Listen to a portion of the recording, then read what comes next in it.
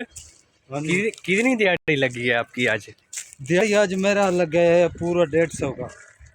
नहीं नहीं, वो तो इनाम का है ना। हाँ जी। वो जो तोल की है। तोल किया है वो कितना तोल बना? का 1000? ते तोल का ते हिसाब होता है तकरीबन हफ्ते का बाद। हफ्ते के बाद? हाँ जी। उस तोले ने बोला आज शाम को हिसाब कर देंगे। वो तो देखो। अच्छा जी, हम इस वक्त वापस चले जा रहे हैं घर, क्योंकि हम इस टाइम इजी हो चुके हैं भाई। और कोई तोल नहीं था, अब इस टाइम मुझे छुट्टी दे दिया। हाँ जी। नहीं था? नहीं था। आपने सब्जी ले लिया? ये सामने सब्जी 200 के लिए।